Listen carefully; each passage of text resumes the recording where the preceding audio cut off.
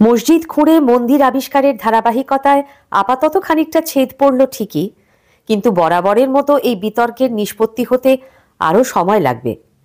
1991 সালের places of warship act বা উপাসনাস্থল আইনের সাংবিধানিক বৈধতাকে চ্যালেঞ্জ জানিয়ে দাখিল করা একগুচ্ছ আবেদনের শুনানির সময় সুপ্রিম কোর্টের প্রধান বিচারপতি সঞ্জীব খান্নার নেতৃত্বে 3 বিচারপতির বিশেষ বেঞ্চ অন্তর্বর্তী নির্দেশ দিয়েছেন যে এই আইনের আওতায় নতুন করে আর কোনো আবেদন দাখিল করা যাবে না।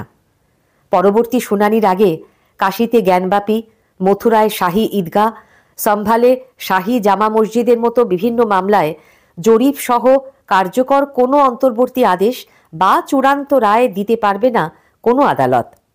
সারা দেশে এইরকম 18টি মামলা বকেয়া রয়েছে। তবে এই মামলাগুলিতে শীর্ষ আদালত কোনো স্থগিতাদেশ দেয়নি। কি বলেছে নরসিংহ রাও সরকারের আনা প্লেসেস অব ওয়ারশিপ অ্যাক্ট? বলেছে 1947 সালের 15ই আগস্ট দেশের ধর্মস্থলগুলির যে চরিত্র ছিল তাতে কোনো বদল করা যাবে না।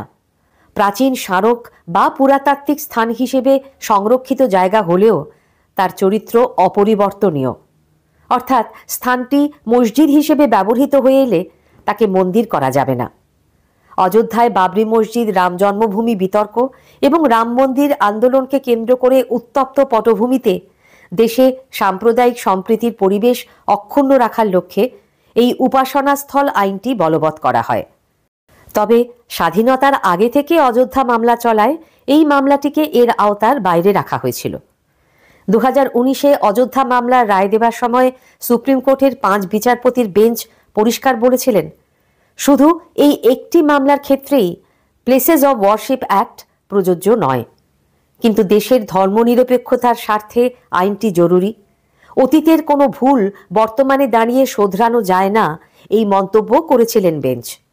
সর্বোচ্চ আদালতের ওই মন্তব্যের পরের বছরই অবশ্য উপাসনাস্থল আইনের সাংবিধানিক বৈধতাকে চ্যালেঞ্জ জানিয়ে মামলা দায়ের করা হয়।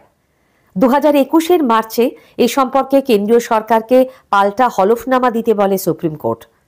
তারপর দফায় দফায় সময়সীমা বাড়ানো হলেও আজ পর্যন্ত তা জমা পড়েনি। প্রধান বিচারপতি সঞ্জীব খান্নার বেঞ্চ কেন্দ্রকে 4 সপ্তাহের মধ্যে হলফনামা দাখিল করার নির্দেশ দিয়েছেন। উত্তরপ্রদেশের সম্ভালে অতি সম্প্রতি এরকমই একটি মামলার জেরে অশান্তির সময় গুলিবিদ্ধ হয়ে প্রাণ যায় 4 জনের।